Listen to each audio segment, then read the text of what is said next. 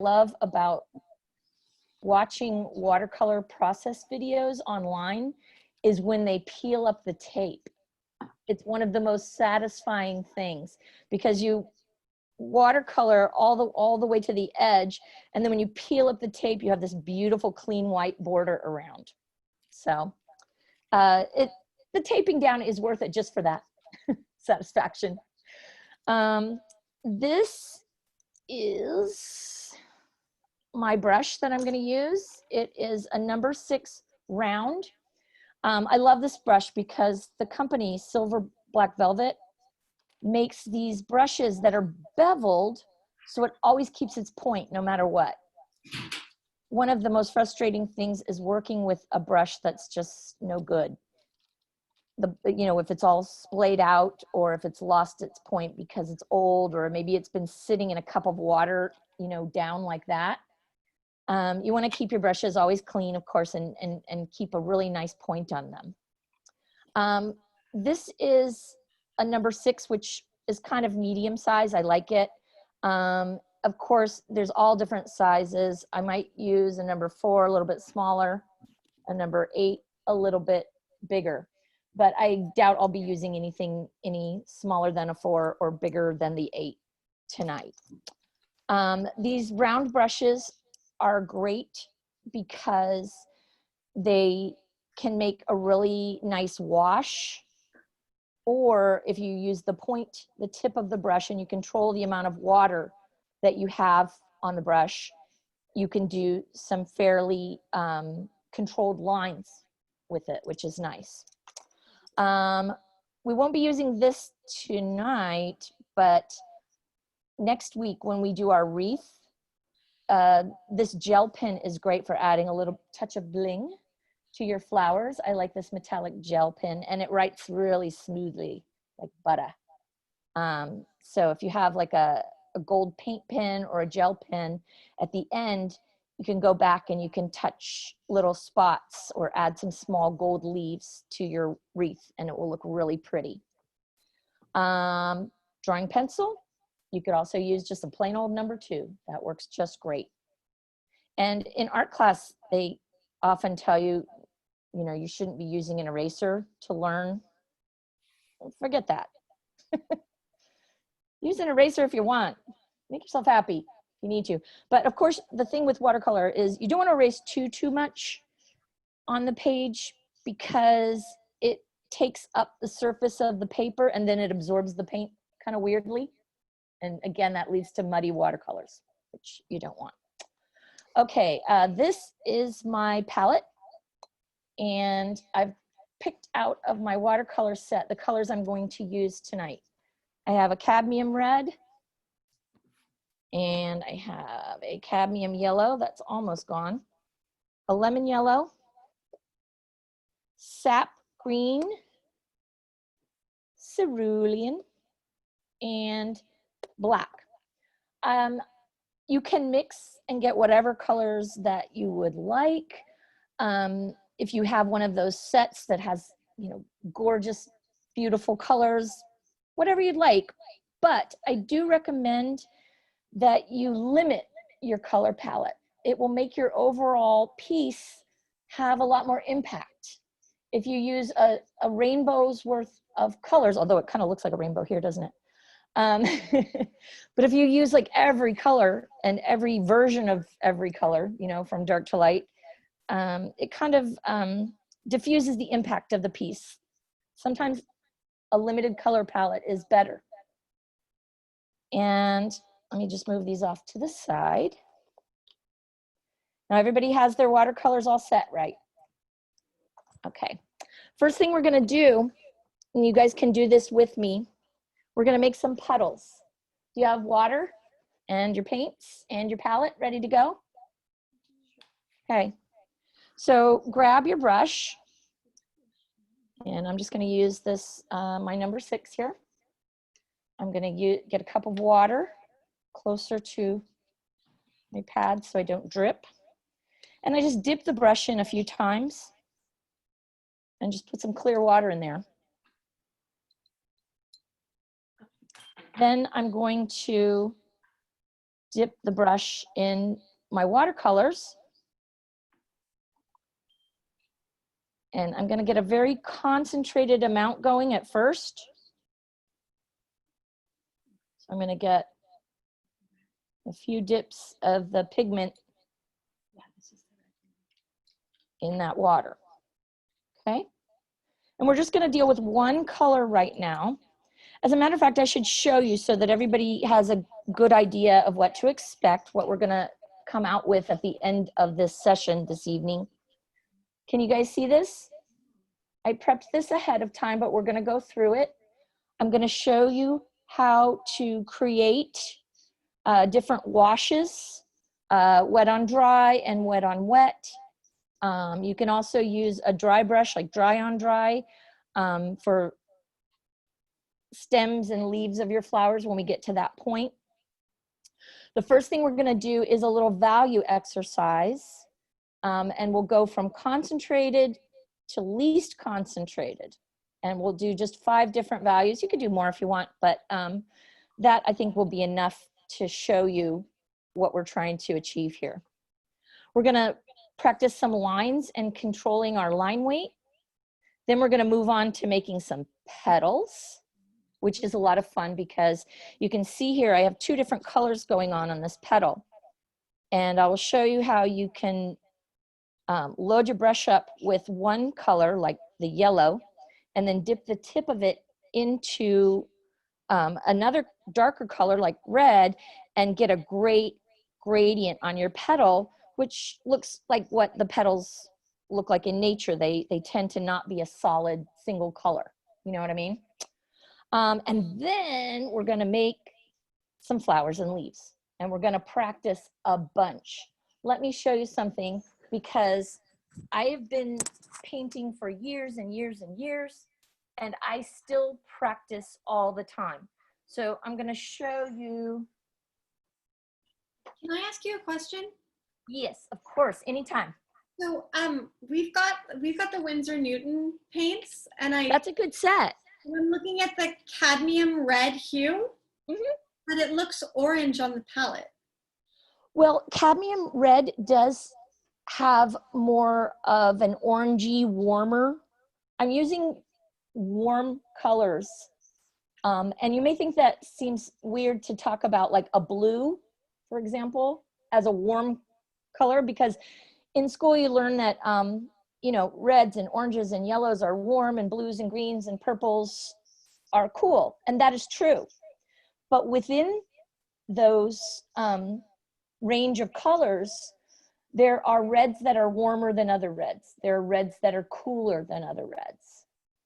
And cadmium tends to be a warmer red and have a lot more orange in it. Also, pigments vary from set to set. I'm using a Japanese set of watercolors, Kuretake, and they're going to be different. As long as you have like a good quality, you know, decent enough so that it's going to not get grainy on your page, and it'll, you know, the pigment will dissolve really well and it will spread really well. It's okay if there are slight variations, you know. But I'll tell you this, if you think that your red is too warm and you don't like that orange, switch it up. Use a red you like, you know, because why not? Anything else about the colors or anything? Or any other questions? Yeah, Eileen and Molly have a question. Okay. So the consistency, like we have the same set, that Japanese writings all over the set, and it looks like that. Let me see, hold on, I'm gonna see if I can see your screen larger here. I don't know how to do that. Oh, it looks like you have mine. Yeah. Did you get the Kuretake as well? Yes, I think so. Oh yeah, they're lovely. I don't know. Okay. But we have to look at the, I don't know, I think so. But if you're looking at the numbers, number 30 is cadmium red. Okay, number 30. And then what's the consistency in your palette? Like, okay, let me show you. I wanted to show you these practice ones too. I'll just go ahead and put them here. Look at that. Millions of roses I've been practicing. This was for a Skillshare class that I took to make watercolor peonies. These are my rejects. You can see though, it's like I'm constantly taking classes. I'm always learning and trying to improve my techniques and everything. So I just wanted to show you that so that you can feel like, you know, you can do this no matter what level you're at. And then even when you get to a good level, you're gonna, if you love it, you're gonna wanna continue. Now here's my palette to answer your question. You can see it's very concentrated right now. So I just put about 3 drips of water and then I really dipped into the paint pan several times so that you can't see through it. I mean, it will be translucent on the paper, but we're starting with a very concentrated amount because I think it's easier to start darker and get lighter because we'll just keep adding water than to start light and get darker. Know what I mean? Does that answer your question, Eileen and Molly? You guys good? Great. Thank you. Okay. All right. So now, does everybody have a color, and it can be the cadmium red or it can be whatever color you want, that's pretty concentrated? Yes? Okay. So the first thing we're going to do is at the top of your paper, we're just going to make some, let me move this down a little so you can see it better. Make a little blob, or if you want to fashion it into a square, like a swatch, go ahead and do that. And it'll be pretty deep for the first one because we've concentrated our paint, right? And this is the way we're going to get highlights and shadows, by being able to control the amount of paint. I had followed the instructions that I had added water before the class started, so I think I've probably put in too much water. That's okay. You know why? Because you can put in more pigment. Yeah, so I'll put in more paint. Just put in more pigment. I can't figure out how to make my color. I'm sorry. Okay. Well, I just have like let me ask you this. a peach blob. Can you show me, I don't know if you can do this or not, because I don't know if you're using try to move my computer so you can see. Okay. All right. That looks good. I don't know. It looks so light compared to what everyone else has. We'll dip into that paint pan more with not very much water on your brush. Don't have much water. How do I get? Here's what you do. I've never done this. It's okay. Gosh, that's why we're taking the class, right? Okay. Yes. So here's the thing. Look at this. There's not a flood of water in here, right? There's not very much at all. Mm-hmm. So just like one dip and then use your water cup. Here we go. Use your water cup to kind of get off any excess. And then put that in your palette. See how I just made that even more concentrated, because probably the first swatch I did could be even darker. Wide, and hers is a well. There we go. That's why. All right. So if you don't have a palette that has separated little wells like this, it's okay. Just that's okay. If you're using like the inside lid of your paint palette is, I mean, of your paint box is a perfect palette.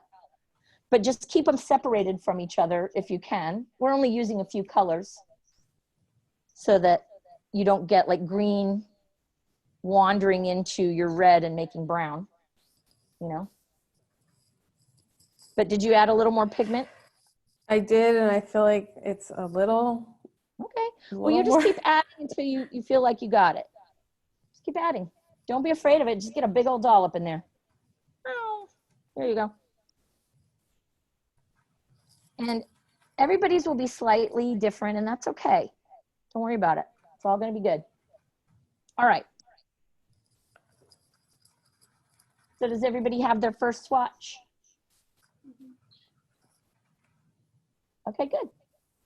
Listen, if at any point I go too fast or something, you just stop me. If you need, oh, give me 1 more minute to finish my swatch, or, you know, whatever, that's fine, okay? Now, for the next square, I'm gonna dip into the water again.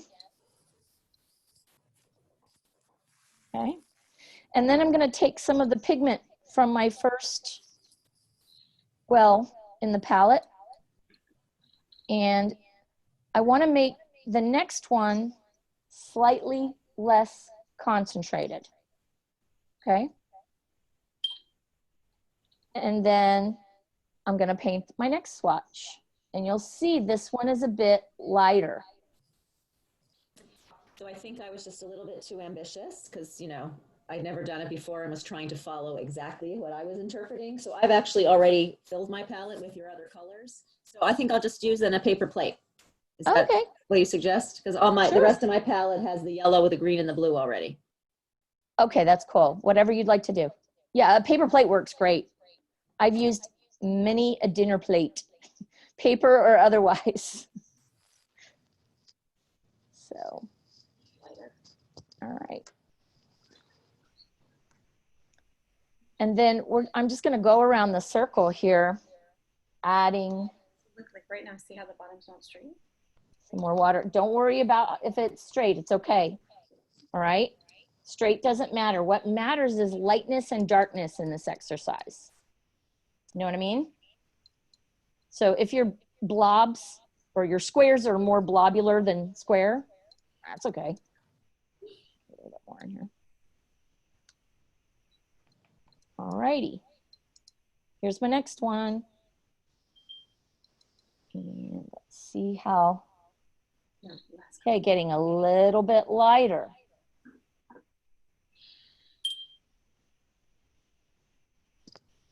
And we're just gonna do this until we run, I guess, until we run out of room on the paper. I'm just gonna keep going across and each one will be lighter and lighter. I have a question. This is Joanne. Hi, Joanne. How many with this hue, how many squares do you think you would make till you get to the lightest? Well, when I did the test demo, I did 5, but I I'll see. probably get like An idea. 6 here. Okay. Yeah. I have a question. Yeah. So, Wait, I'm sorry, who's talking so I know? this is Sean. Hi, Sean. Hi, Paula. When you're doing the new shade or the new hue, Mm-hmm. putting in water, and then are you taking from your original Yes. or your most recent? Oh.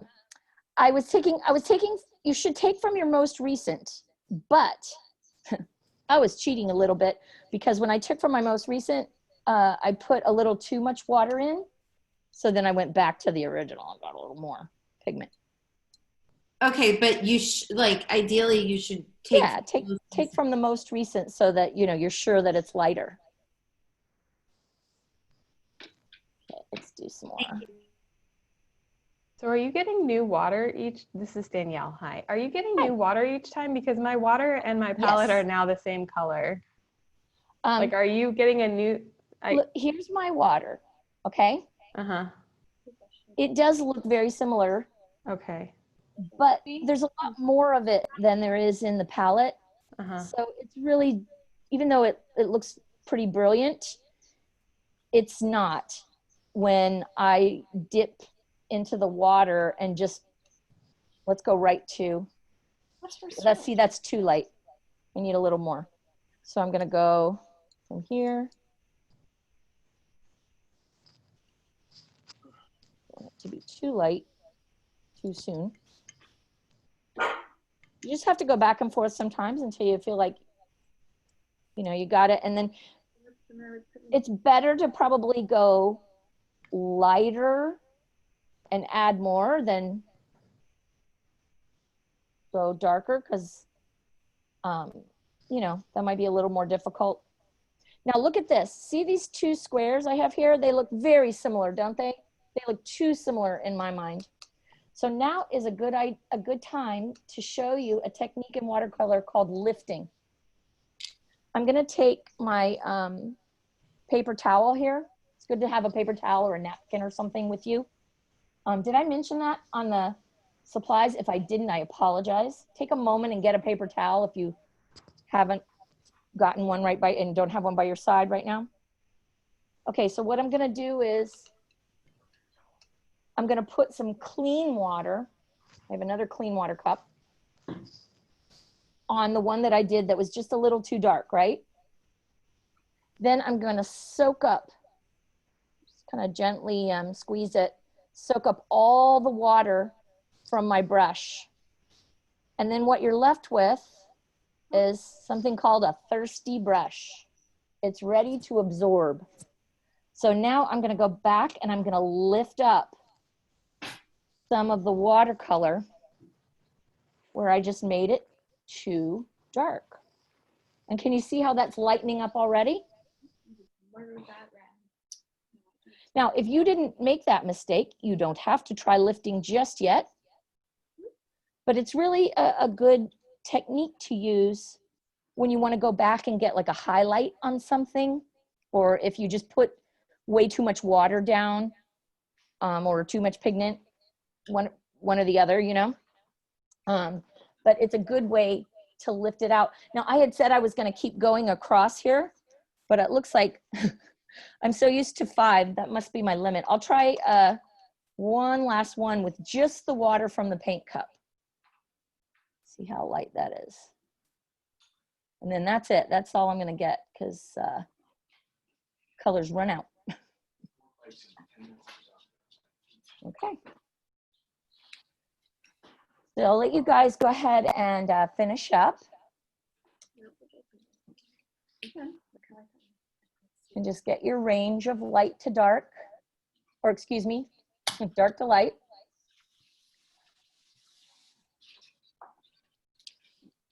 In the meanwhile, does anybody have any other questions about anything? Y'all good? All right. Paula, I have a question. Yes. So I end up getting a block like you did, which I've never used before. How do I get one piece of paper off the pad? Okay, you're not going to take the paper off the pad until you're finished painting. Right. That's, you know, the key. But then when you're finished, hold on, I'm going to show you something. Mm-hmm. Here's what it looks like, right? It's got the cover. Yeah. Okay. If you look at the side closest to the cover, Yeah. can you see there's one patch of white? Well, I have a different one. It's all white. Oh, I see the patch of white. Yes. Okay. That's the one place on the paper they don't put the adhesive.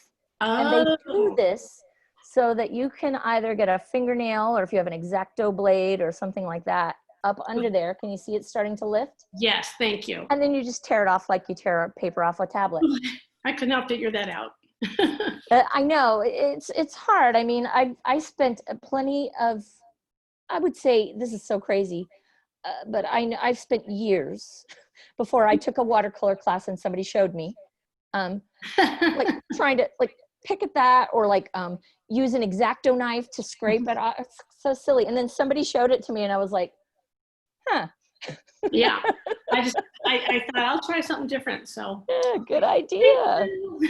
But if you don't know it, you don't know it. So it's like, no, I thought there's got to be a secret to this. Yeah. And there is. Okay. All right. Does everybody have their range of values now? Are you guys feeling good about what you did? Yes, no, maybe? Anybody have any problems you'd like to troubleshoot? Like something that's not right about it that you'd like to fix? I just think that it's Eileen and Molly. Hi. Sorry, our dog. That's okay. That might be too annoying. Molly, we better go get it. On the palette, they just all look the same. Like when I work with acrylics or oils or something, you can tell the different. See, mine doesn't look like acrylics, all the same.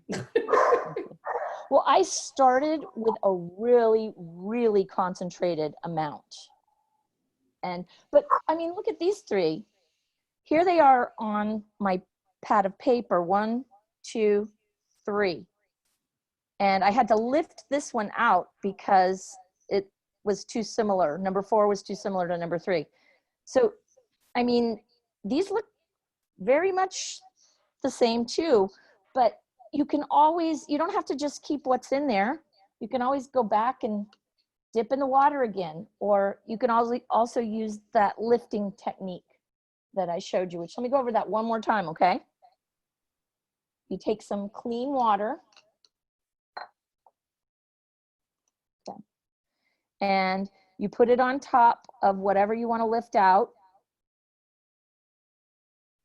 Then you're going to take a paper towel and blot your brush gently and squeeze the water out. And then you'll go back to the page and just drag the brush to absorb excess water. Okay? I think next, I want to go ahead and show you guys how to do a gradient, unless anybody has any other questions. And you'll just keep practicing this. We have a week between when we start our actual wreath. So getting control over the consistency of your paint, the amount of water in it, that is just something that takes practice. You just practice it and practice it. And the very first time, you know, maybe it doesn't look like, maybe your colors are a little too the same, fine. Then you realize, hey, I got to add more water. Or maybe you needed to start with a little bit more of a concentrated mixture. But, you know, the more you do this, the more experience you get at it and the better you get at gauging it. All right? So now I'm thinking it would be nice to do a gradient.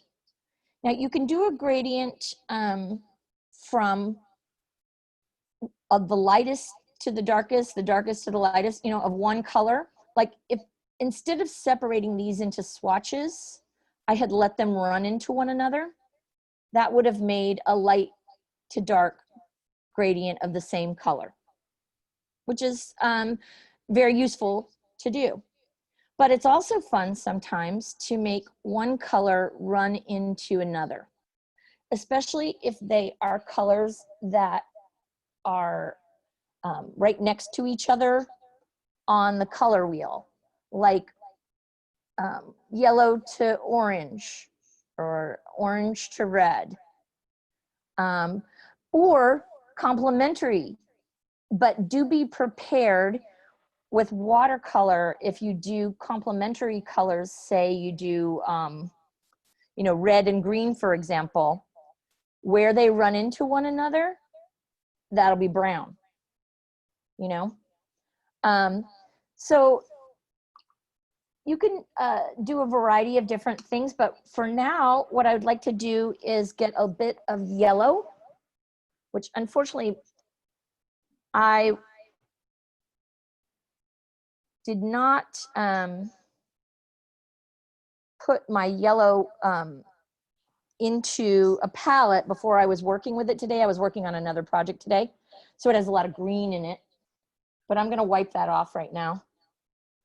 Just by so what I'm using the same paintbrush and I'm dipping it in water and then blotting it with a paper towel. I mean, to clean it between colors. Yeah, I don't use just one single water cup. I know a lot of artists do, and then they just change their water frequently, but I think I've already let you guys in on the secret, not so secret, that I'm lazy. So I don't want to be getting up every 2 seconds to change the water, and I don't like muddy watercolors. I want my colors to be vivid, you know? So I just use multiple water cups. And I always have at least like 4 cups. I want to have one for white, one for, actually maybe even 5, one for black, and then you can mix some, like I can do green and blue together, green and blue water, you know, a red, orange, pink can all be the same water cup for me. Yellow usually has to stand alone though, because things like that. See, this is why you don't do that. You should always mix your colors in your palette Okay, so I'm sorry, instead of Paula. taking it directly from the pan. I'm very new at this. So my It's brush okay. still has orange. So I'm just trying to clarify. I've Okay, stuck so it in my so water what I'm and saying, taken a, sorry, go ahead. no, I'm just trying to clarify. So I stuck it in the water and I wiped it off with a paper towel. So But that's it? yeah, but if you stuck it back in the red water, No, I didn't. I didn't. okay, you put it in clean, then you're fine. Okay. Yeah, you're fine. But you know, some people, as I was saying, is they will just use the same water cup for all the paints. Yeah, no, I have 4. I think you told us to do. Yeah, good. So if you do the multiples like that and you can just clean it, then you won't have, you know, a danger of getting red in your yellow until you're ready to put red in your yellow. You know what I mean? And that's another reason why you use a palette instead of just doing it directly from the pans, like I did. Bad, Paula. That was my lazy side coming out in a non-productive way. It just is cleaner. It protects the watercolors. You can keep them for longer. They don't get to be a blackened mess by all the times that you've dipped other colors in, you know. But I'm going to make this work because what I'm going to do is use this lemon yellow, and even though it's a little greeny, I'm going to take my cadmium yellow. She said cadmium yellow. Cadmium is the darker one. And Okay, I have a question about how you're doing that. How are you not getting a big puddle of water into it when you're doing that? oh, you do get a big puddle. You get a puddle of water, not necessarily a big puddle of water, but like one dip into the water and then into the pan and then onto the palette. You know what I mean? Okay. So if So we're my paints are in squeeze bottles. So I've just been putting a little bit. Does anyone else have squeeze bottles or everyone else has? Oh, I need those. What That kind sounds good. of squeeze bottle watercolors did you find? Are they the like what's that guy? It was all part of the kit. It was Whatever. Artist Lofts. It's a, Oh, those are those tubes? yes. Oh, okay. When you said squeeze bottle, I was thinking of something else. Yeah, watercolor coming in paint tubes is very a normal way to do stuff too. Yeah, absolutely. so I we mean, should be using a cadmium yellow or a lemon yellow. I did lemon because I wanted it to be lighter, but I went back and I mixed the cadmium in because I had too much green in my lemon yellow due to not using watercolor best practices and mixing on a palette instead of mixing in the pan. So, all right. So just any yellow that you have is a-okay. All right. And this one's pretty concentrated. What I'm going to do, put a little more water in there, is I'm just going to paint with some of this yellow going from left to right.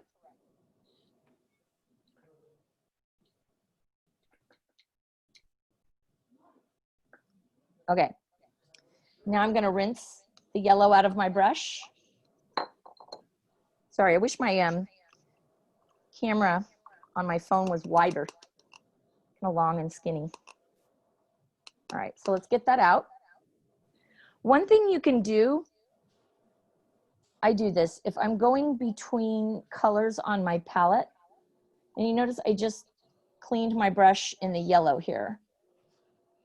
I could either dip this brush into clear, or I got most of that yellow out. If I dip it in the red before I use the red, it'll clean the remainder of the yellow out. Or you can just dip it right into a clear cup of water. All right, now a little bit away from the yellow, I'm gonna start painting the red, and I'm gonna go from right to left. And I wanna meet that yellow in the middle. Okay, we're getting to the fun part here. Here we What go. thread Watch.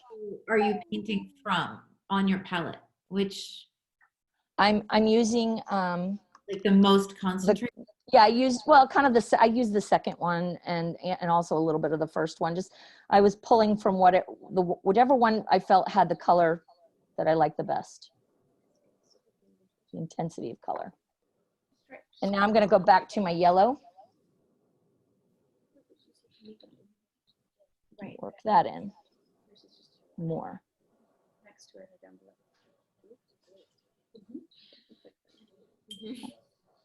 So you've got too much water going on. And again, it takes practice. If you get too much of one color, I think you're just lengthen your swatch. That's why I start from the ends and meet in the middle.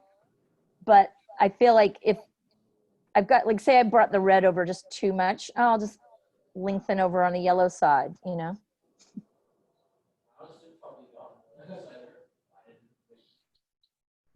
Hi, this is Joanne. I have a question.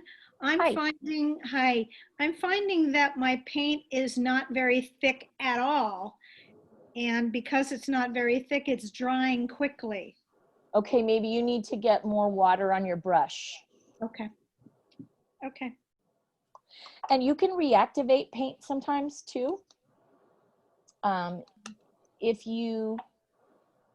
it's a little bit dry, you can just go in with the paint water and paint right on top of where it's dry. It won't totally reactivate it,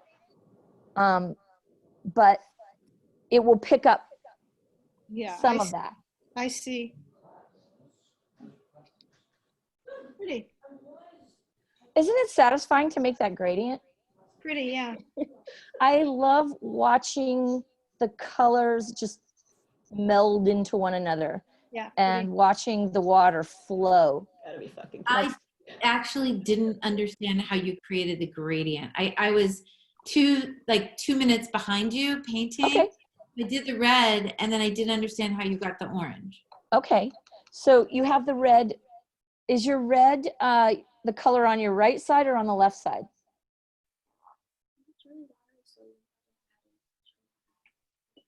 Is the red on the right, like mine is? No, I just imitated you. Yeah. Okay, so then go get some yellow Uh-huh. and just start a little bit away from the red to the left of it, and then just start painting until you meet the red, and it'll start making orange. Wait, you painted with yellow on the red? Yeah, I started just on clean paper, but then I moved closer to the red, closer to the red, closer to the red. And then when I meet the red, where the yellow meets the red, it makes the orange. And that's your gradient. Does that make sense? Not so much? I wish you would. I want to see you do it again so I could actually. Oh, okay, sure. Would I you will mind? do it again. Is that okay with everybody? Yes. Sure, let's do another one. It's always good to practice, right? Okay, so I'm gonna start with the yellow.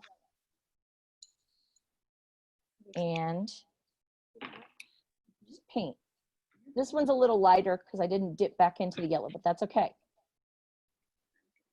So I just made a swatch like we did. Then quickly, before this dries, I'm going to dip my brush in the yellow and clean it. Then I'm gonna dip it in the red, finish off cleaning it. And now I'm gonna get my red paint and I'm gonna start the red with a little gap in the middle. I'm not starting it right on the yellow. I'm starting it to the right of it. There we go. And then I'm just gonna bring the red over to meet the yellow.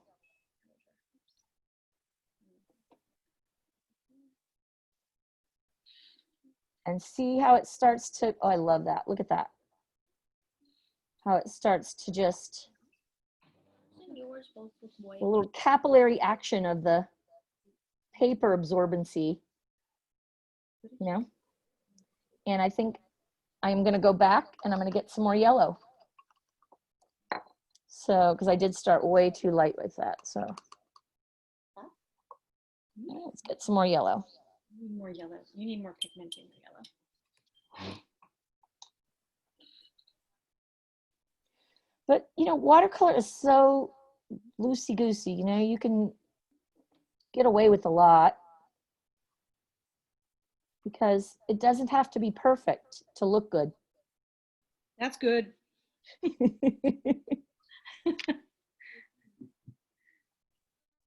I've got a hair in my watercolor here that drives me crazy. Now, usually this particular brush, the Silver Black Velvet, does not shed. And that's one thing I really like about it. Cheap brushes tend to shed and get these, see these hairs? Ugh. But I think I was really being a bit aggressive, swirling it in the yellow, so I lost a hair. When you went from the red to the yellow, Paula, are you cleaning your brush or you're keeping Yes. some of that red? I am. Okay. I did clean my brush. Paula, it's Eileen. I'm going to show you mine. Yeah, I'd love to see it.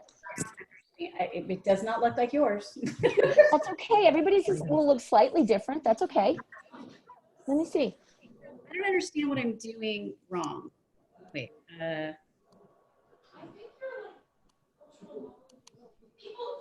It's barely.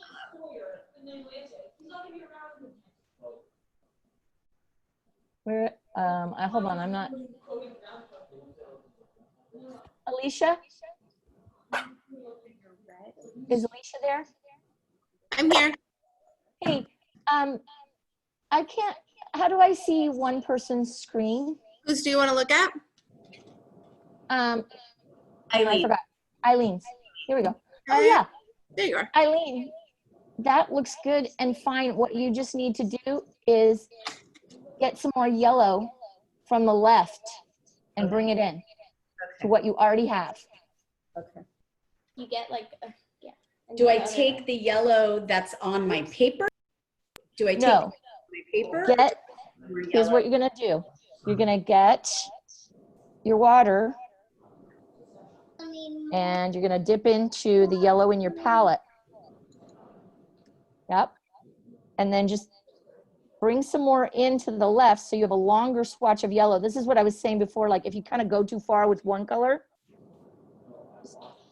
get a longer swatch of yellow and then work your way into the red and you'll see it starts making more orange.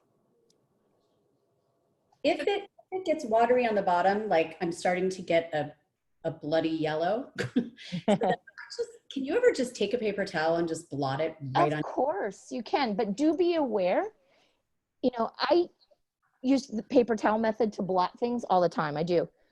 But the paper towel will leave a pattern sometimes. So if I'm doing something like, say, a highlight, I will use the lifting method instead with the thirsty brush instead of blotting with the paper towel because I don't necessarily want, you know, some diamond print to imprint on my watercolor, you know, from the paper towel.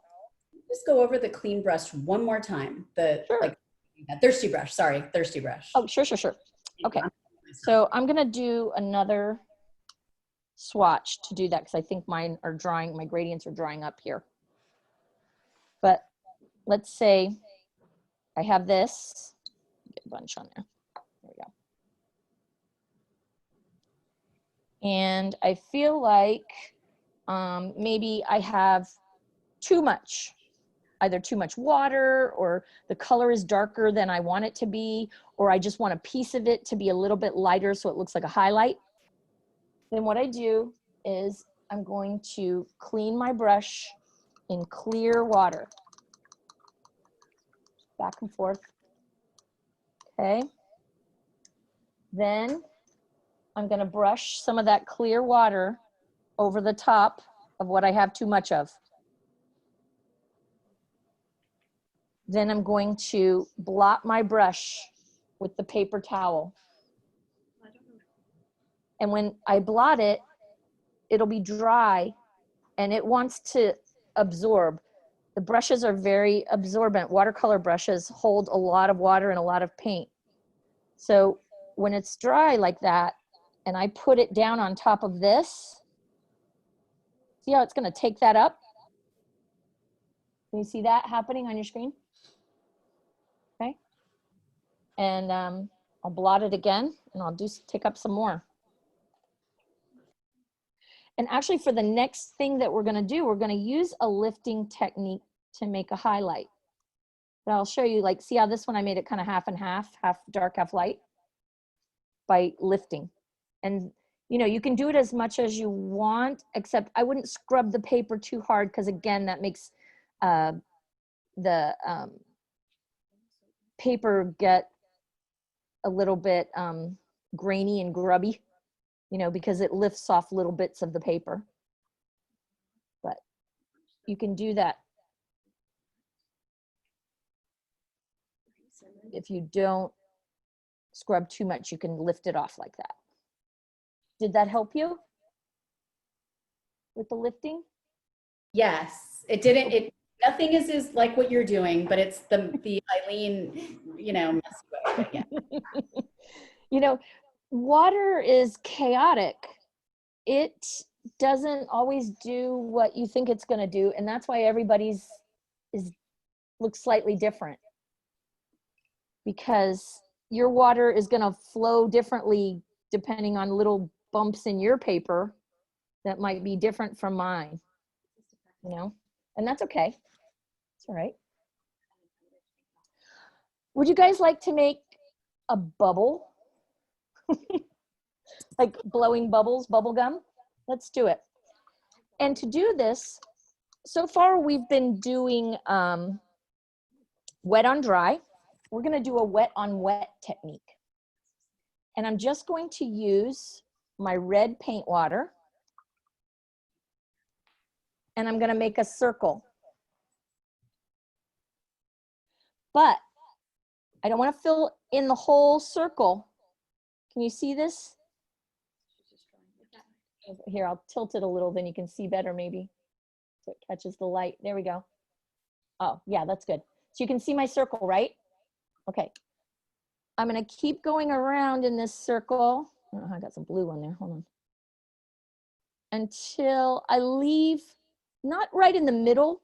I'm going to leave a white spot that's just paper, upper right of my circle. Do you see it there? And the rest,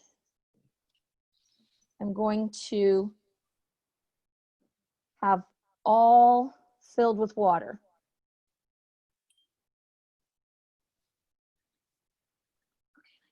Okay. Do we have a water circle with a little bit of, a little spot of white paper in it? Yes. Like that? Okay. Now I'm going to go to the red watercolor, and maybe I'll get a little bit more. Hold on here. Let's put some more pigment from the pan into the palette. I'm going to use the point of my brush. Now, most of you, you're probably holding your watercolor brush like you hold a pencil, which is great. Don't choke up too much on it. Like if you're down here, you don't have a lot of control over it. You know what I mean? So I might want to back up a little bit. There's a little, a lot of times on a brush, you'll see that little, either a little decorative thing or a stripe sometimes. That's a good place to hold. And now I'm going to hold it upright, you know? And on the very edge of my watercolor circle, ooh, and now I can see how unround it is. With the water, sometimes you can't always see because it's clear, but you can fix that. You can go back, okay? And I'm just using the point on the edges, and if it flows, see how mine's flowing in? That's fine. That's okay. But I want it to be the darkest on the bottom left of my circle. That's where you took some more paint. Is that what you're doing now? Intense. You guys with me? No. It's okay. We've got plenty of time. We have almost an hour still, so we're good. Just go at your Did you pace. dip your brush into the paint? Because my original. Yes, yes. I got more pigment. Okay, because my So original I got circle. more from the pan like this, and I put it in my most concentrated one. But my original circle is not clear water. My original circle has pigment. So it should be absolutely clear water. No, I used my paint water, so it's kind of like a super light pink. Okay, it's hard to see. It looks clear to me. Okay. Yeah, it does.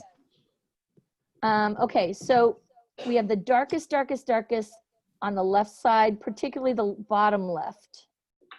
Now from here, I'm not going to dip into paint anymore. I'm only going to dip into my paint water, and I'm going to wash a lot of that pigment off of my brush. Then I'm going to go back and I'm going to draw this color out. Can you see what I'm doing? Watch first before you try it so you can see what's happening. I just have water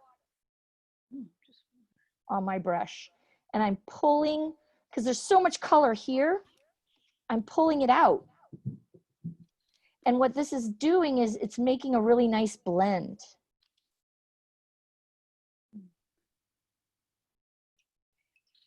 Are you adding water or moving water? I added water one time. And then from there, I added the water like that to that edge, and now I'm moving water.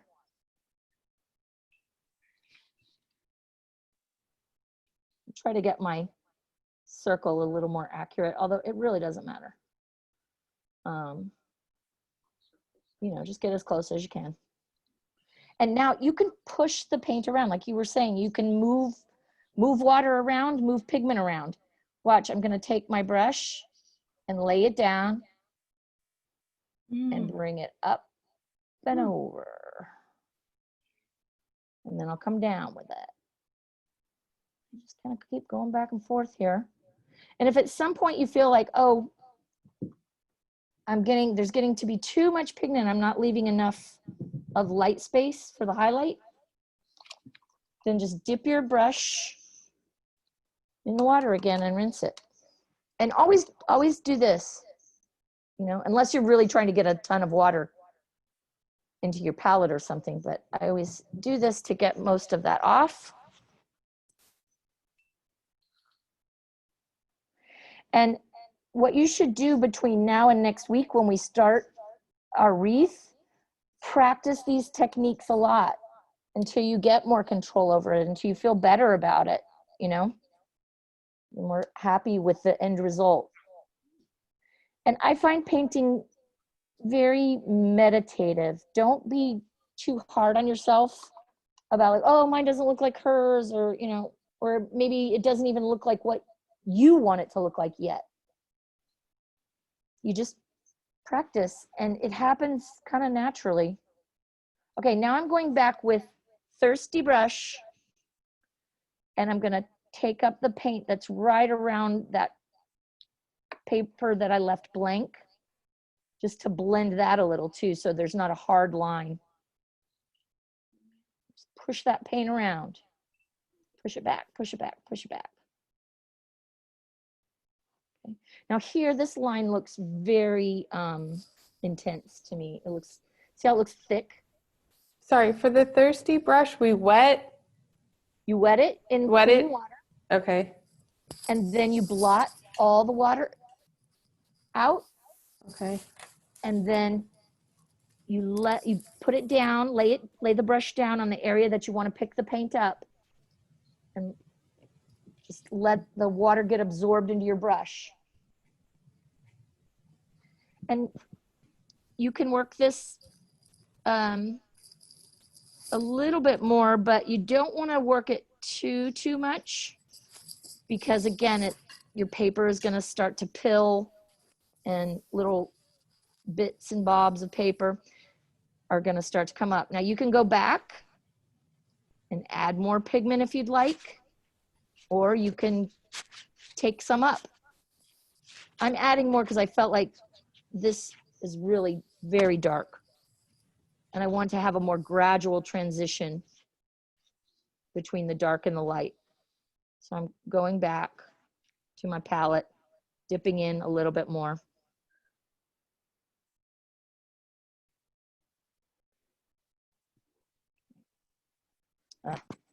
Now see that? Made a mistake. Can you see it? Here, I'll hold it up close.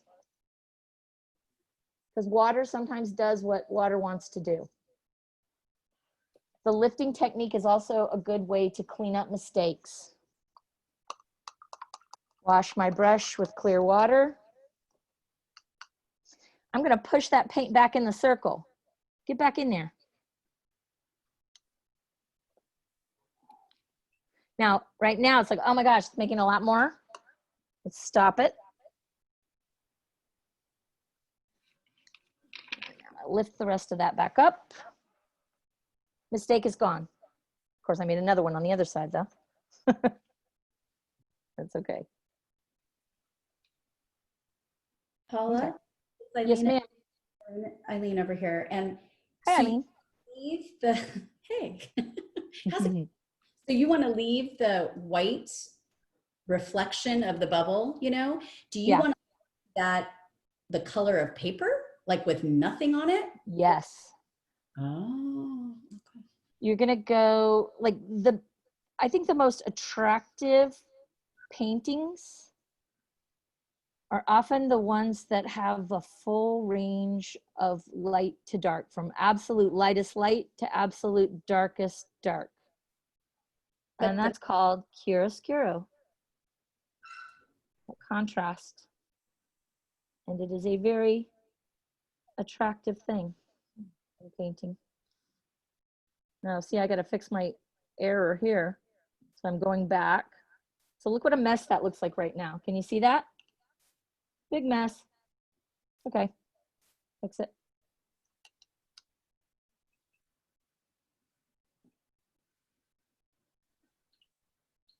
Wow.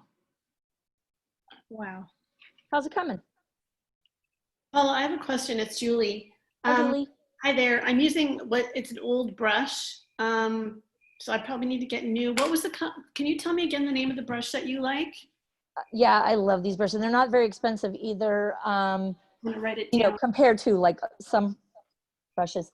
It's Silver Black Velvet. Actually, you know what? There's a link in the handout. Oh, is there?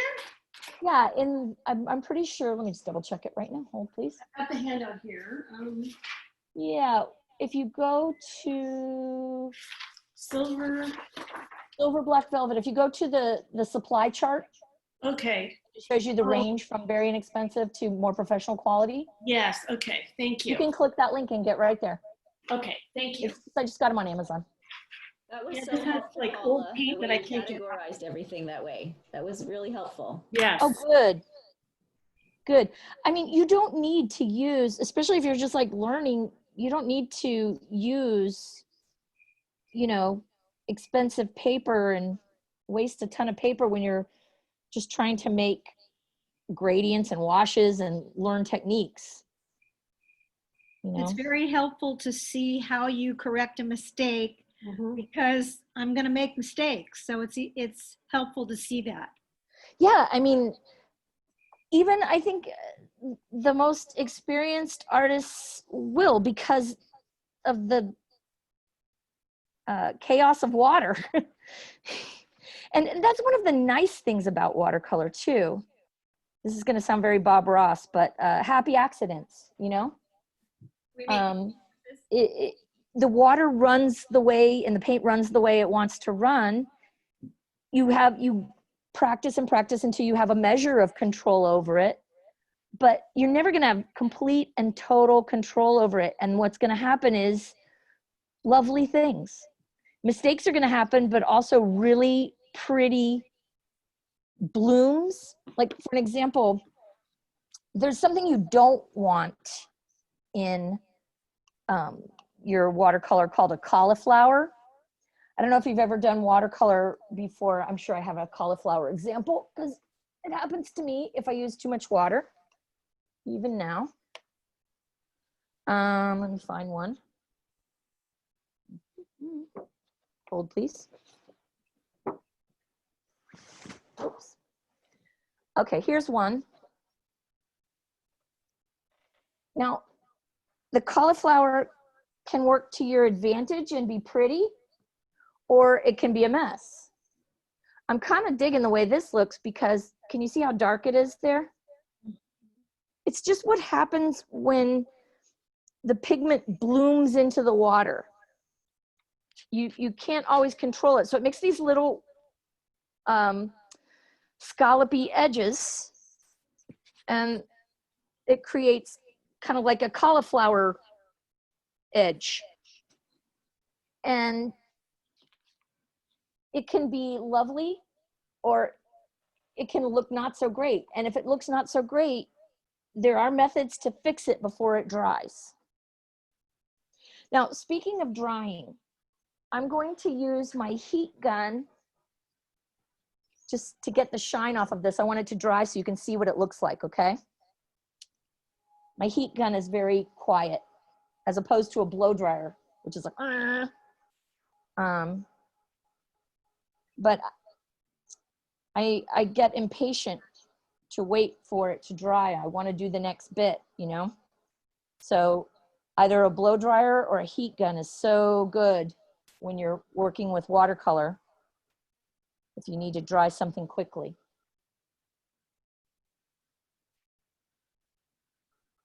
Okay, we're dry. Let's see, it took the shine off. Anybody want to show me their bubble?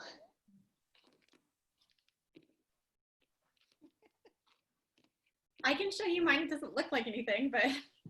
Okay, first of all, Danielle, how do I see yours on here? Big. Oh, let me see that. Okay. Because that looks really good to me. It looks so good. Very pretty. Thank you. Is the paper supposed to buckle like this? Thank you, by the way. But there's always going to be a little, okay. You know, even when it's taped down, but maybe use less water if it's buckling too much for you. Because again, if it's too much, it's going to start making like hills and valleys, and your watercolor can run down into a valley that you don't want it to run down into. So when it dries, it's not going to flatten out, is it? It's just no, it will flatten out. Oh, it will. Okay. It will absolutely flatten out when it dries because you have it taped down. Oh, okay. Okay. Let's see somebody else's. That was really beautiful. Whose is Julie? Let's see yours. Oh, that looks great. Look it. Wait, can you hold yours back up again, Julie? So yours, it's just your light is coming from a different source, unless you have yours upside down. Are you upside down?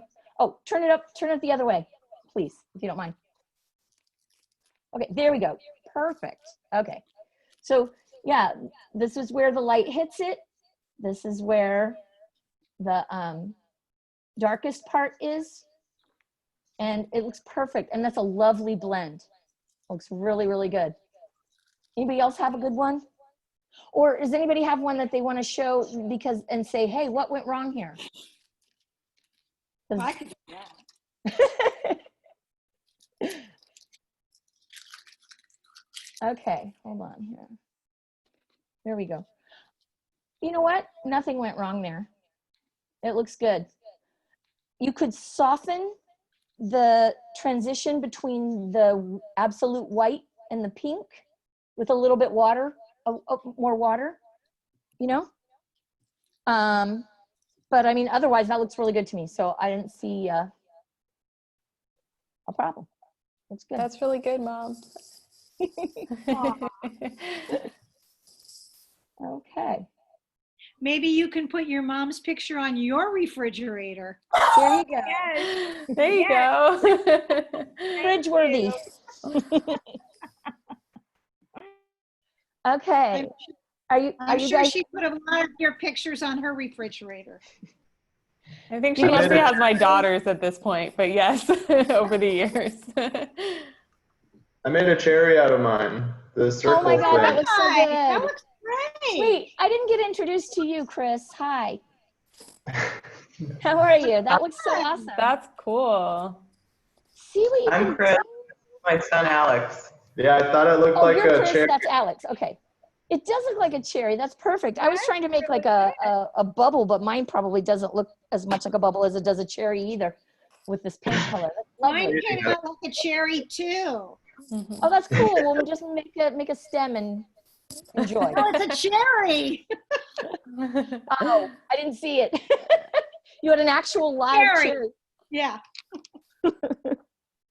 Now there are some other techniques that are a little more advanced, and we'll see if we can get to them in another session, where you can make like a cast shadow with your bubble or your ball, and we'll see about that another session. But I'm going to move on now because we're coming up on 9. It's 8:57, and I want to make sure we have time to get to the flowers because that's the really fun part. But before we go flowers just yet, Can I ask we a need question? to make lines. Absolutely. I thought the class ended at 9. Does it end at 9:30? Yeah, it says 9:30 on my handout and 9:30, doesn't it on the, did I Okay. mess that up? I might have put it in the calendar wrong. No, I might be wrong too. It says 9 on the paper I have, but Oh no, then I'm wrong. I'm so sorry. Shoot. Okay, well that's okay. Look, here's how I feel about it, and you tell me if this is, okay, Alicia. But if we needed a 4th session, I'm cool. I'll double check the calendar, but I think it works. Yeah, if we need that. Okay, so we're not getting to flowers tonight, unless you guys do. Can we stay a little longer on, Alicia, if people can? This line is not needed for anything else. Okay, so do you guys want to do flowers? Yeah. Okay. Yeah. All right, we got to get through lines though. Let's do a couple of lines real quick, and then we'll do flowers. Because you have to have control over the thickness of your line to do your petals. Okay, I'm gonna take my green. Now I'm running out of palette spaces because this is a little one. So fine, let's make a new one. See? Paper towels, that's it. Just clean that out, and I'm gonna make a new color because I'm gonna use green like our stems will be. So just wipe that out. Got some fresh water for green here. And I'm just gonna juggle these here since my screen's not wide enough. I'm gonna put 1, 2, 3 dips of clean water in there. And then let's get some of that sap green. And I'm just getting a lot. I'm doing what's Paula? called loading up your brush. Excuse me, I think this is a similar question to what I had before. Maybe it's just because it's an inexpensive brush, but my brush is still covered with like the red. Okay, so when you are washing your brush, I'm using new water. you're using clean water, Uh-huh. and are you giving it a lot of movement? Yeah. Swirl it around like a washing machine, like this. Like a lot. Yeah. And even tap it on the bottom, maybe? Yeah, it wants to keep that other color on here. You're using the tube watercolor? Uh-huh. Yeah, it's so concentrated. Just But a little the dabble. water. I mean, I put too much water on my palette to begin with because I was putting drops. So I thought it was your brush that wasn't able to be clean. I'm sorry. My brush isn't able to be clean, but my colors and my palette are very, there's a lot of water in them because Okay. my brush is still orange. So I guess I'm just going to continue because I don't want to disturb Okay. everyone else. Well, if you're shaking it out and your brush is still orange, and you absolutely, because even when I clean my acrylic paint brushes, I clean them in a cup of water just like this. And I do this. And acrylic really does cling to your brush a lot. So I'm not quite sure. I wish I could see your palette. Beth, it happened to us too, and we just like washed it in the sink for a little while. No, but tell her what Yeah, you you can do that, but just be careful. Don't have the water pressure too much because you don't want to blow those bristles out. Okay, thank you. Okay. All right. So now I'm going to put, oh, I'm going to make a big splash right there. That's okay. Here, I'll use it. This is going to be my fattest line. And I'm just laying my brush all the way down. Boom. Pulling it. Always pull it. Don't push it. So I have one big, thick line here.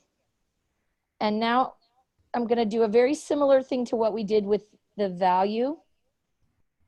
But instead of going from dark to light color, I'm going to go from fattest stroke to skinniest. So my next stroke, I'm not going to lay the brush down as much. And I'm going to get a thinner stroke. Just pull that along. Get some more paint. And now with this one, I'm lifting up the brush a little more. The thing that's nice about a round brush, you don't need like a billion different sizes of brushes. You know, if you have this is a number 6, it's a nice medium one. I can go from really fat to pretty thin lines with this medium brush without having to keep changing brushes. And don't press down too much, you know, just drag it along. Just let it drag along the paper. Okay, I'm gonna hold it more upright now because I'm getting thinner. I use my pinky finger to support my hand while I do this to keep the brush lifted off the page.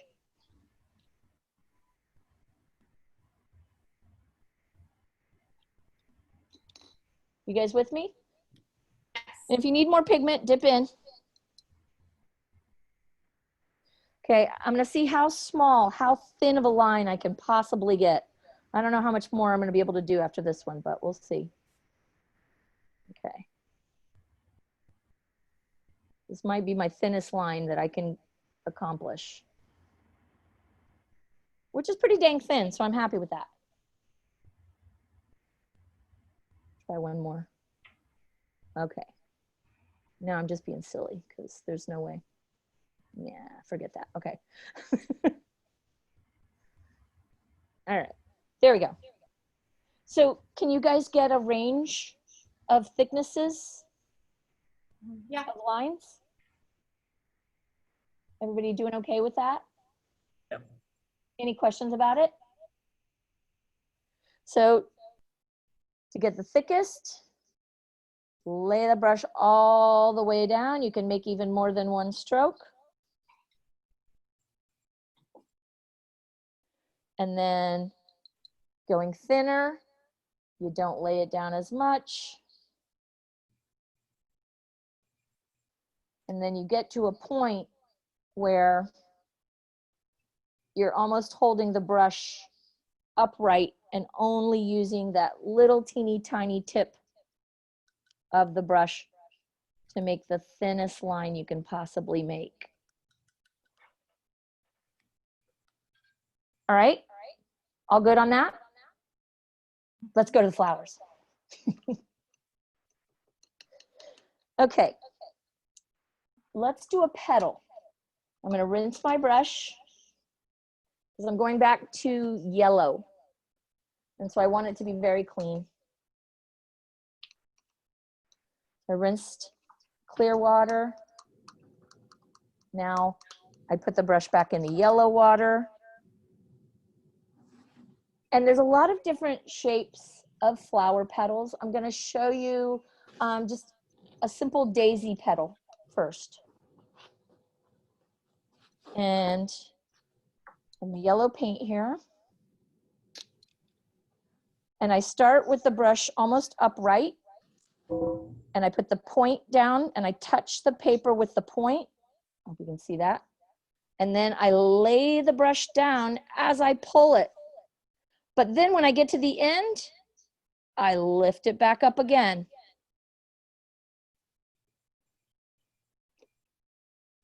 Can you guys see that shape? Okay. So that is an easy daisy petal. Can you do it again?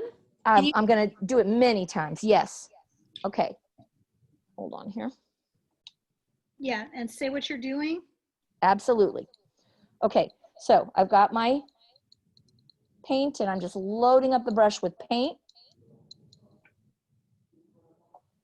And I'll just go ahead and radiate out from the center. So I'm going to start from the same point, holding the brush as upright as I can and have you guys still be able to see what I'm doing. And then I'm going to lay the brush down and pull it out. And when I get to a length that I like, I'm going to start lifting the brush back up again. And there you go. Let me see if I can get this a little closer to the camera. I'm just going to hold the palette up, or the pad up. Okay, so here we go. I'm going to try it again close up. Okay, holding it upright, touch it to the center, lay it down, and see all the pigment coming out of the brush now? And then lift it back up. Oh, I like that. Okay. Now we're going to get really fancy. And I'm going to load up the brush with my yellow. I'm going to get a little more pigment from the pan too. All right. And I still have red in my palette. So I'm going to scoop up a little bit, just touch the tip of the brush to the red. Okay. Now I have red, I don't know if you can see this, on the tip of the brush, and the whole brush is filled with yellow, and there's just red on the end. Okay, now I'm going to do the same technique. Don't worry about angling your hand or whatever. I'm just doing it so that you can see. If you have a block, one other nice thing about the block is you can turn it, you know, as opposed to if it's taped down to a table. Now, if you have it taped down to a masonite board or something, yes, you can still turn it. All right, now here is where the watercolor magic is going to happen. Are you ready? Yeah. Okay. Are you sure? Okay, here we go. Upright, touch it down to the middle, and lay it down. Yeah, buddy. Oops. Shoot. I think I use a little too much water, but that's okay because I'm going to move it. Get back in there. There we go. If your red is going to the end because you have a little too much water on your brush, scoot it back. Here you go. Hold on. Can you see this?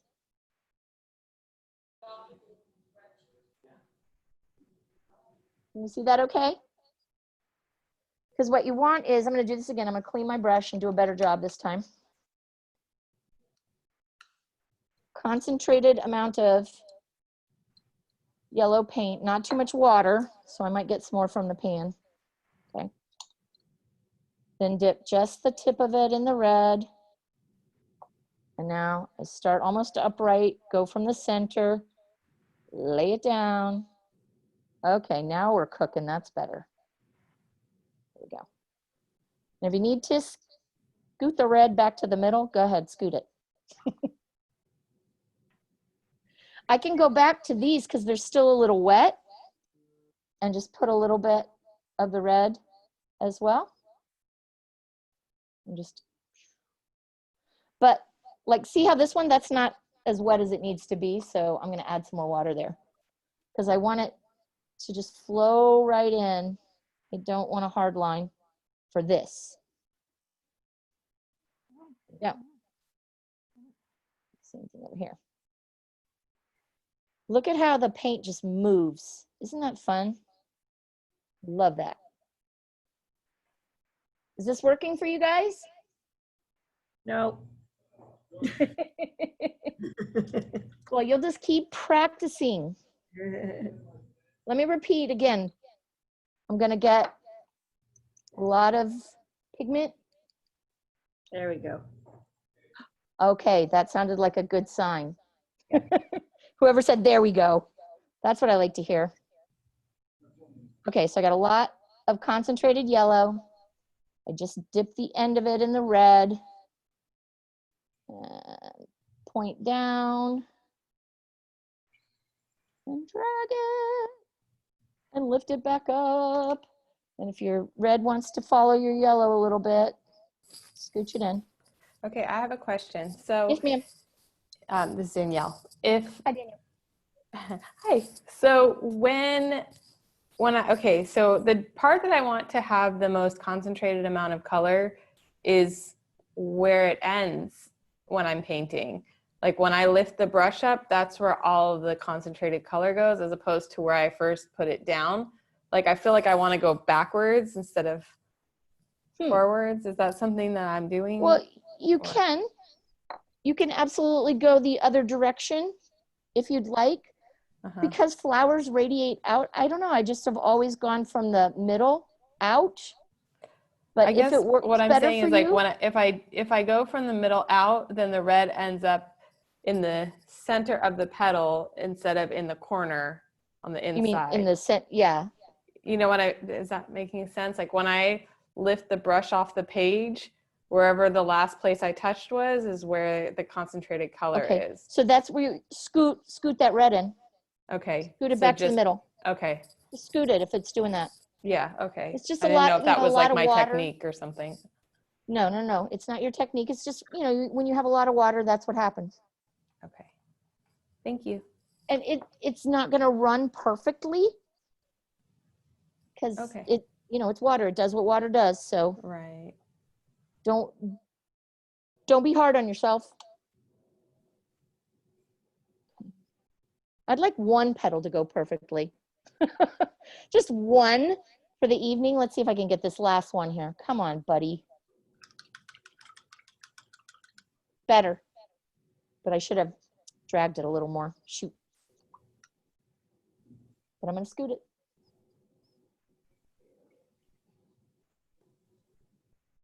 Okay, so these long, skinny petals make a nice sunflower. And one thing that is a good way to get different intensities of color also is doing it in layers. Start light and build up darker, darker, darker. This is just a first pass. I would dry this, and then I would probably do another row, another layer of petals underneath. Let me show you what I mean after this dries a little bit.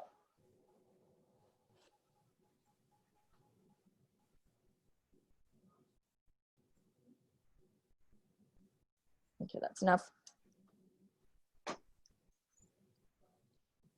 Okay, I'm just gonna do yellow only. Some more pigment in there. Okay. And then in between here, go in. So we have some under petals too. The reason why I don't do the petals closer together from the get-go is I don't want them to run into each other too much. You know what I mean? So, Lori? You mean Paula? Oh, Paula, I'm so sorry. Paula. No worries. That's okay. Sorry. So when you do the petals, so I'm having to completely clean my brush and then reload it every time. Is that? Yeah. Yeah? Okay. You're constantly going to be dipping your brush and cleaning your brush and back and forth and back and forth and back and forth with this stuff. It's just part of it. Okay, one more. So here's our daisy, or the beginning of. This could also be the start of echinacea or like zinnia or anything that has these long, skinny petals. Once this dries, I would go back and decide what I want to do in the center. I make up flowers a lot, let me just tell you. I have like a few basic petals that I use, and then I mix and match like what the center is going to look like. Sometimes I'll do little dots. Sometimes I'll make stamen coming out. Sometimes I'll make like bubbles, circles, like a sunflower kind of a thing. Oh, this would be a good sunflower too. I paint kind of not realistically. It's traditional looking, but not, you know, the flowers that I do have more of a folk art look, I think, than a very stylized look, as opposed to looking like a photograph of a flower. And I think that's part of the charm of watercolor. I like that. So you don't have to worry about, oh, I don't know how to draw, or, you know, I can't make a flower look like a flower, because it doesn't matter. It's just going to be pretty, whatever it is, because watercolor is gorgeous. The color is just so flowy and intense where it's intense, and light where it's light, and it just makes a wonderful thing, whether it's anything recognizable in your garden or not. Well, I have a question. This is Diane. Hi. Hi. Is the key to the overlaying color, there needs to be more water on the brush for the second to make them blend together. Is that correct? Actually, I did the opposite of that. Okay. What I did was I used more pigment. Let me get more. Less water, and I did the petals in between the first layer of petals I did, so they look like they're underneath, not on top. They're not an overlay on top of the petals that I did first. They're an underlay in between. Do you see what I mean? Can you tell? Yes. I'm sorry, I wasn't clear. When I'm still working on the blending of the yellow and the red. So if I put down the red first and then I put yellow on top, does the yellow need to have more water or less water? Just for the original ones. Okay, for the original ones, if the red is extending too far out the petal, more than you'd like, use less water. Okay. But lots of pigment. Okay. Now let's do one more.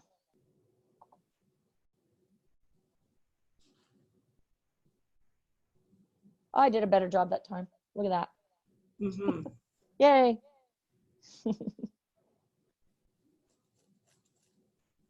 Oh, I missed that. You have them both on the same brush. Yes. So not up. a lot of water, more concentrated pigment with the yellow. And then you just dip the tip of it into the red. Okay. Standing up like a point, and lay the brush down and pull it. And if you got red going too much in there, you just are gonna make it go back. Okay. Thank you. No problem. Yeah, that was huge difference. Oh, good. Okay, so are you guys liking your daisies? Do you want to make a rose? Yes. Real quick, while the daisy dries, let's make some rose petals, and then we'll go back to the daisy and finish it off with a center and a stem, okay? And a leaf. And then that'll wrap us up for the night. Does that sound good? Yes. Okay. So, red. I'm actually fine that I have a lot of the yellow in my red from dipping the point of my brush in, because I love a peachy coral rose. Okay, so you start out a little more concentrated with your color. Let me get a little more red on here. So you can see I have a lot of pigment, not a lot of water, right? Now, watch first. Don't try to do it while I'm doing it, because I'm afraid you'll miss out. So if you could watch first, and then I'll do it again. I'll do it multiple times and we can do it together. But watch this first little bit so you can see how to do the rows. So I've got concentrated paint, and I'm going to make a teeny tiny little letter C by starting with the point, then pressing the brush down a little bit, and then bringing it up again. Everybody see that? Yeah. The letter C is the beginning of my petals. Now I'm going to do a backwards C, interlocking with this one. Watch.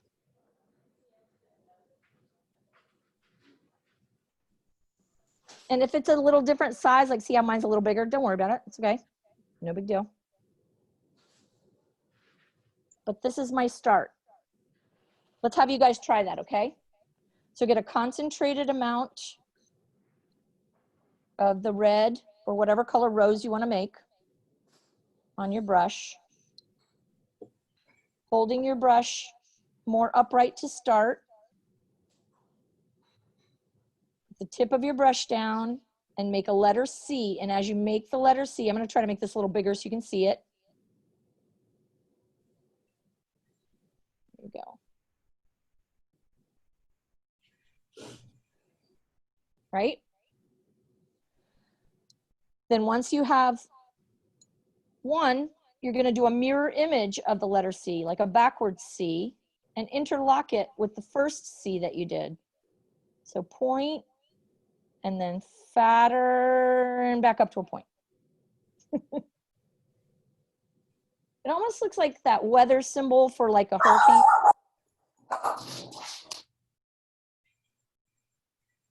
Everybody got that? You ready for the next bit? Yep. Okay. Now, can you see this area right here? Kind of centered on where the 2 points of the interlocking C's are, except I'm going to go out. I'm going to make another C. And every time I make another C, this is like an upside down one. You can see I would say these two interlocking C's are wearing this C like a little hat. See what I mean?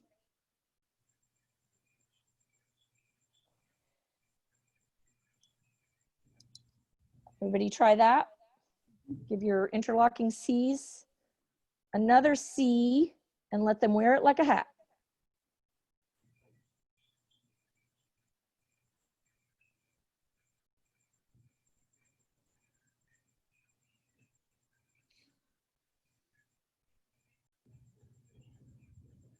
Okay. A little more pigment going here in my palette. There we go. All right, now I'm going to do a mirror image of the little upper hat. See? So this will be like a little chin beard, I guess. There we go. And you'll notice my C's keep getting bigger. And this one's touching that one. Don't worry about it. If it touches another one, that's okay. No big deal. So I've got interlocking, hat, beard. Now I'm going to give it ears.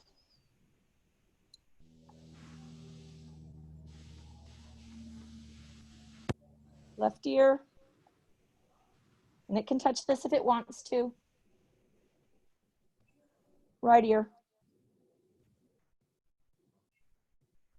And each time my C's are getting thicker. They're not even C's now. They're like a crescent moon. Mm-hmm.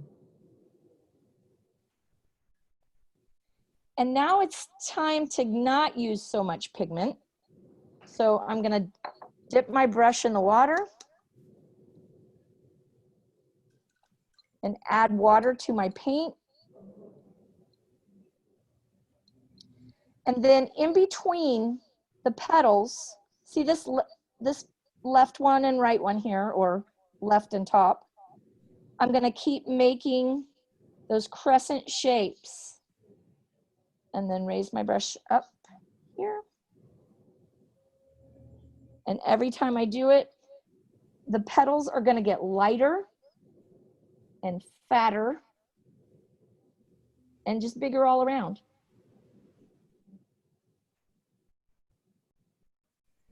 And I could start with this and just keep going until I had a rose the size of the entire page if I wanted. But each time I want to keep getting a little lighter. Are you adding water? Yes. Whenever you want to get lighter, add water. I'll add some more. And I just kind of work my way around, continuing to make these crescents, and it's okay if they touch or run into another one. Can you see the rose starting to take shape? Yeah.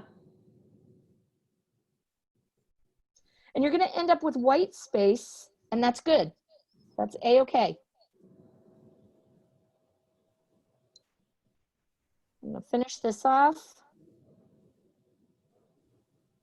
like so. So pretty. It's fun to do when it starts to look like something, isn't it? Okay. I'm just about done with my rose. Now, if you want, you can go back with a little bit more of the paint.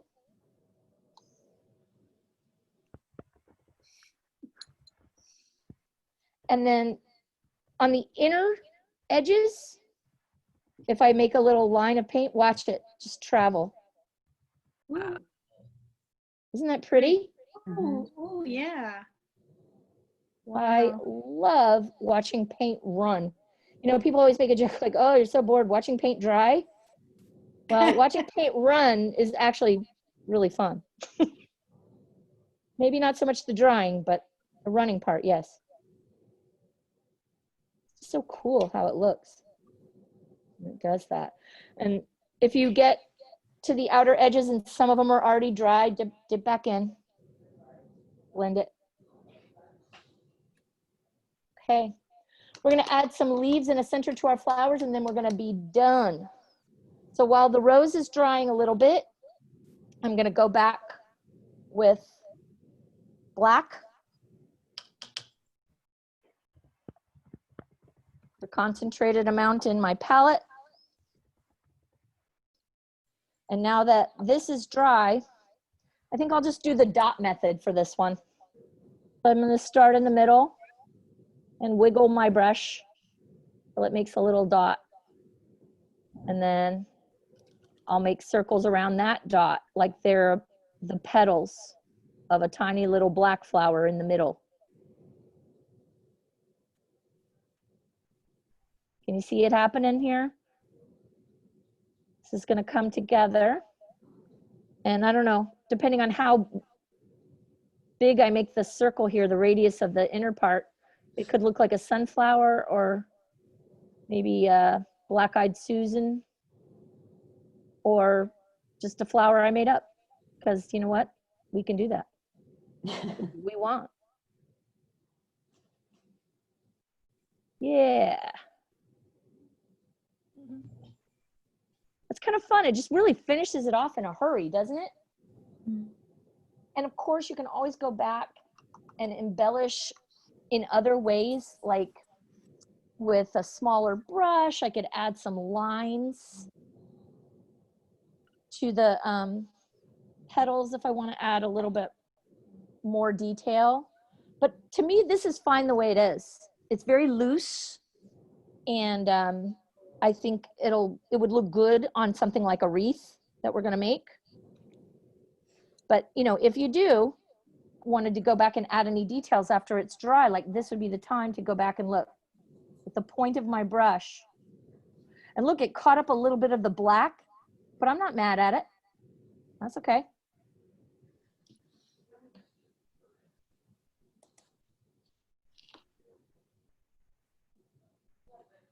Are you getting it?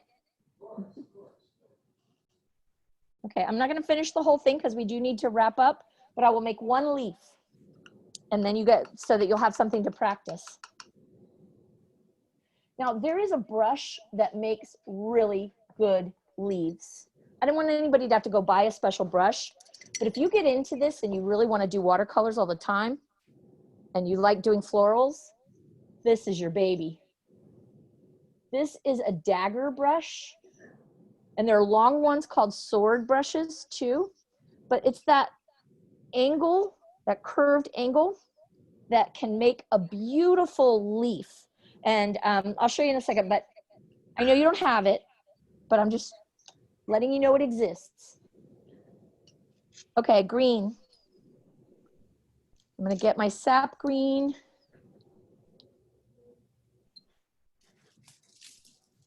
And I'm just going to start with the point of the brush between two of the petals on the daisy.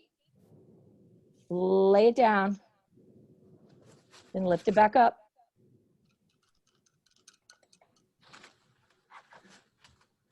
I'll come over here, lay it down, lift it back up. And if we want a stem, sure, why not?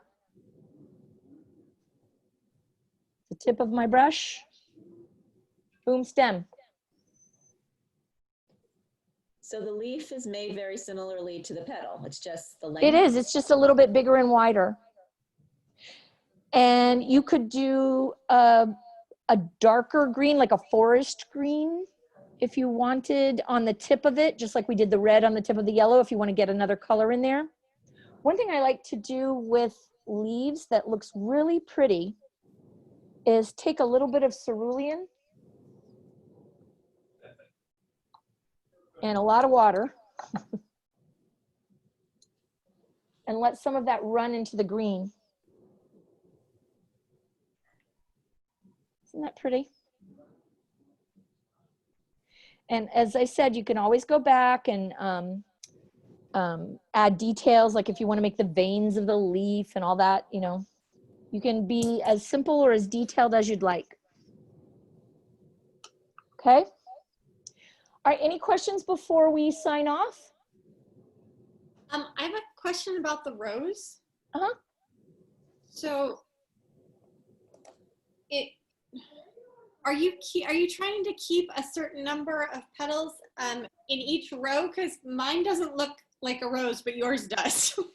Well, I'm not trying to keep a certain number of petals, actually. What I'm just kind of winging it. So roses don't have to have like. Can I show you what mine looks like? Of course, please do. Yeah. Let me see. You can. Hold on. Can you see that? Hold on, Cheryl. Yes. Oh, good. Okay, that looks good. What you talking about, Willis? That looks good. Oh, it doesn't look like a rose. It won't look like mine, but it looks like your rose. And that's cool. It's good. It's all good. I'll put it on my refrigerator. Yes, that is definitely fridge worthy. And the thing is this, when you've done a bunch of them and you put them all together, they'll just look like wild roses, you know? You might be comparing because, you know, I've done a rose, you've done a rose. So of course you're going to look at mine and notice the differences. But if you do a bunch of roses all together, the more you do, the better it's going to look. So between now and next week, which I'm excited for next week because we're going to do our wreath. We're going to start it. Practice making these flowers. Practice getting control over the amount of water and controlling the amount of pigment for when you want it intense or for when you want it light. And just enjoy yourself playing around with this for the week, and you'll be ready next week for us to put together a wreath. That rose that you made, Cheryl, would look lovely on any wreath right now without doing another thing to it. I'm not kidding. Okay. It's its own loose thing. Every flower is different. Even roses, you know, yeah, they all have petals and they all start from the middle and blah, blah, blah, but they don't all have the same amount of petals. They aren't all they aren't open the same amount, you know. The petals might be tighter in the center on a rose that isn't fully bloomed out yet. you know, so they're always going to be different. And that's the charm of it. That's the beauty. I always try to get things perfect all the time. And then somebody told me this, and I think it's very true, that like the wonkiness of your individual work, that's where the art lives. If everybody just did the exact same, you know, it would look like some kind of manufactured factory thing. But because everybody's doing a different thing, your uniqueness, that's the art. Art lives in the wonky. So don't worry that, you know, oh, my rose isn't perfect or whatever. It's arty or not being perfect. I've had to learn that because my style has gotten so much looser over the years, and I used to just stress all the time about something looking exactly photorealistic or whatever, and noticing that, hey, the art that I like to look at more is not the photorealistic stuff. It's the unique looking stuff that's wonky and individual. So just saying. All right. Thanks so much. This was Thank wonderful. you. We recorded tonight, so what I'll do, Yay, thank you. once it's loaded, it takes a little time to process, but I'll probably tomorrow morning, I'll send everyone a link so that if you want to refer back to something as you're practicing this week, you'll have access to that. Thank you. Thank you. Thank you. Oh, thank you guys. This was so fun. I can't wait till next week. And sorry I messed up on the time. Thank you for staying with me. Oh, no, it's great. So Thank you, Paula. next week, do we want to do 7:30 to 9? I'll try to plan better if we do, or if we're cool with 9:30, I'm good with that too. It's all up to you guys. Whatever works. I'm happy with a longer session. My daughter will miss the end of it, but she can watch the recording, so that's all good. Okay. Well, we'll just go till we feel like not going anymore. We'll just be like, okay, it's 11 o'clock at night. We've made like an entire page of flowers. No, I'm kidding. Well, I'll be reasonable. We'll end it at a reasonable time. But if we need to go a little over, that's cool too, with me anyway. Thank you. All right, practice. Thank you. Have fun, you guys. Nice to meet you. Those of you that I didn't. Bye, thank you. Bye. Thank you. Bye. Bye. Good night.